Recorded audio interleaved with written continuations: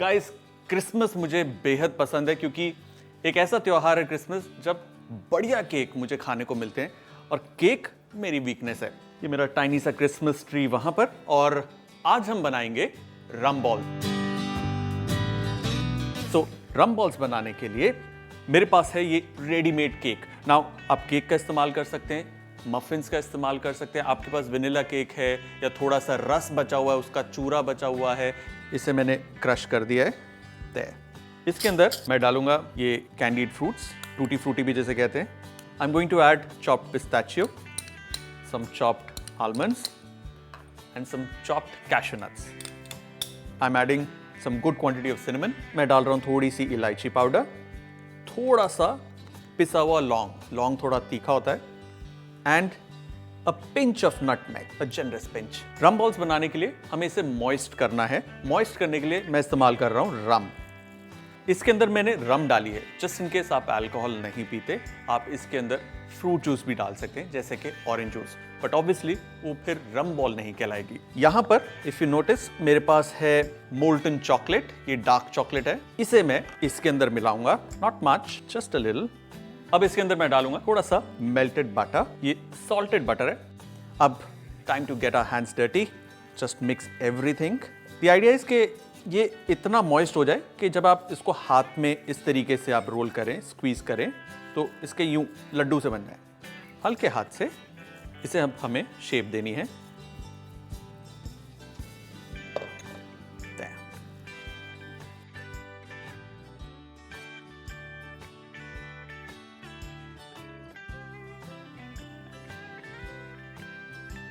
This is the last one. There. ये तैयार है ना। इसे हम फैलाकर एक प्लेट में रख देंगे और इसे हम डालेंगे डीप फ्रीजर के अंदर फॉर अबाउट एन आवर, ताकि ये बिल्कुल फर्म अप हो जाए। This goes in the deep freezer. 1 घंटा हो चुका है, डीप फ्रीजर से ये बाहर आ गई हैं। नाउ स्लाइटली इसे हम लूजन करके निकालेंगे। शेप इट अगेन जेंटली, ज्यादा इसे अब नहीं छेड़ना।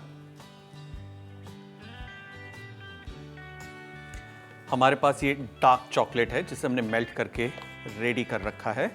हम लेंगे रम बॉल, इसे ड्रॉप करेंगे चॉकलेट में और इसे हम चॉकलेट में कंप्लीटली कवर करके फोक की मदद से इसे हम बाहर निकालेंगे। एक फोक की मदद से इसे हम स्लाइड कर देंगे। There goes. Cover it completely with chocolate and just slide it. And here's the last one. There. मेरे पास है ये मोल्टन वाइट चॉकलेट।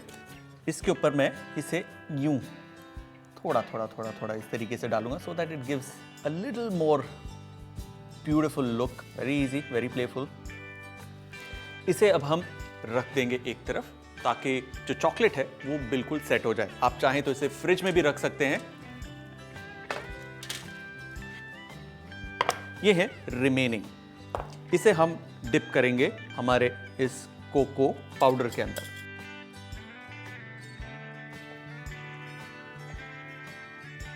इसे हम निकालकर पहले हल्का सा इसे डैप कर लेंगे, फिर इसे हम फाइनल प्लेट पर रखेंगे। Let's repeat with the others. Like I said, क्योंकि ये कोको पाउडर के अंदर डिप्ड है, so this will be lot more bitter. And there.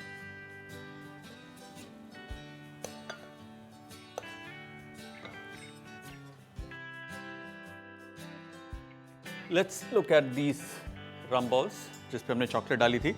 Chocolate absolutely जम चुकी है। नाउ ये जो है नीचे से I just gently push these up, ताकि ये आसानी से निकल आए।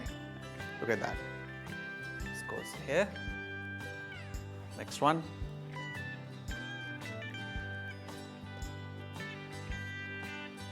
And the last one. That. Now ये तैयार है। सिर्फ एक इंपॉर्टेंट चीज ये है कि आप चाहें तो एडवांस में रम बॉल्स बनाकर रख सकते हैं डीप फ्रीजर के अंदर for about a month. As of now these rum balls are done.